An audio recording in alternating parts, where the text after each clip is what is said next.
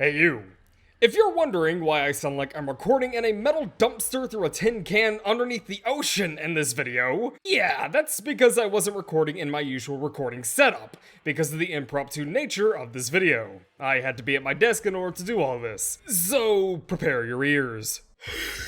Hello! Yeah, I bet you're surprised to see me back so early. Holy shit, a video so soon! Did Trib get over his crippling dumbass-itis? Well, not necessarily, because this, as you might already be able to tell, isn't really a standard video. This is a completely off-script thing, because today I just wanted to go over the new energy color options that we've recently gotten, because I feel it is worth talking about. Now, again, this is largely off-script, so forgive me for any rambling bullshit. I do have some notes and a notepad to keep me on track, but other than that, I'm kind of shooting the shit. Also, by the way, just consider this an extra video before ranking secondaries. That will be the next video, I promise. Okay, so Warframe got dual energy colors not long ago, and in the most recent update, they added even more flexibility, while also breaking pretty much everyone's fashion frame because I think they forgot to run a script to copy everyone's attachments and Syndana colors over to the new emissive fields, but I mean, live and learn, whatever. So what am I doing here today?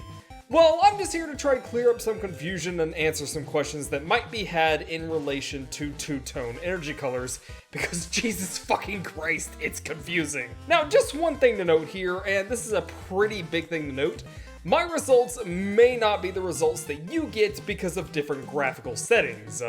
For me, most of my settings are on high, but I think the big ones you need to note are my on and off settings, so I'm probably gonna put them up on screen right now, just so you're aware of my settings and why your results might be different.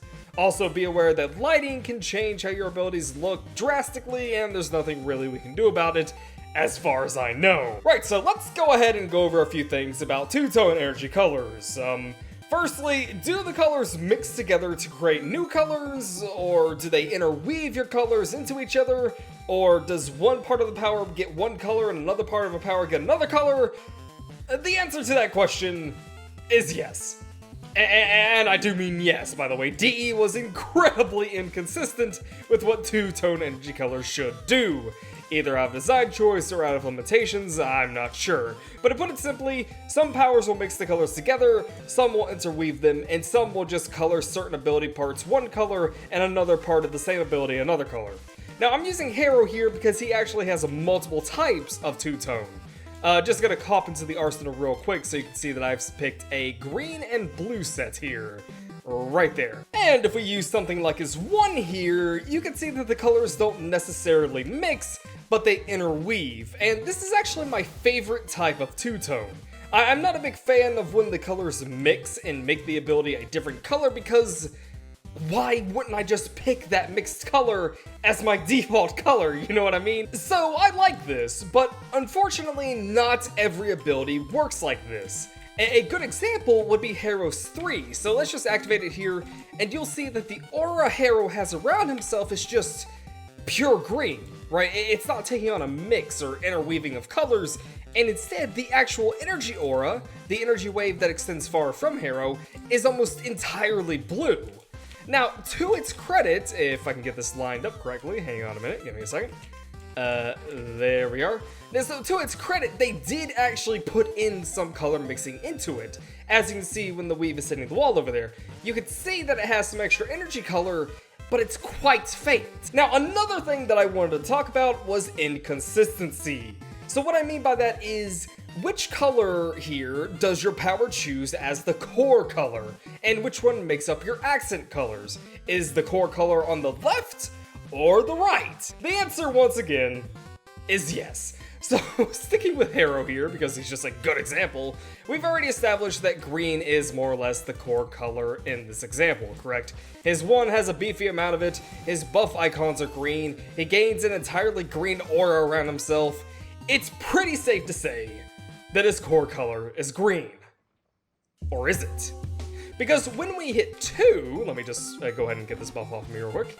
Because when we hit 2, you can now see that all of a sudden, blue is taking the primary role for this ability. Now, some people might actually like this. Again, fashion is all subjective and all that, but I think it's quite inconsistent, and it can make some looks be kind of funky. There is a little bit of green in there, but not much, and again, it should be the other way around, mostly green with some blue accents. His 4 is guilty of this as well. The initial swirls you see are almost pure blue, but when it shifts to his ability's crit phase, give it a second here, it suddenly gains green accents, even though again, it should be the other way around with my particular color setup. So this is what I meant by inconsistency. Some powers will decide to use your other energy color as its main core, as opposed to the one that you may intend to use. But again, some folk might like this, so if you like it, now you know, and you could probably do some really cool effects with it. But for me, I'm not a big of a fan. And here's just another example with Necros, where the core color for his shadows is the opposite of what my base color is, which is red. Instead, the shadows become purple, which is my secondary color, with a red accent instead. Okay, so lastly, this is just a bit of a tip for those who are looking to take their two-tone fashion to the next level.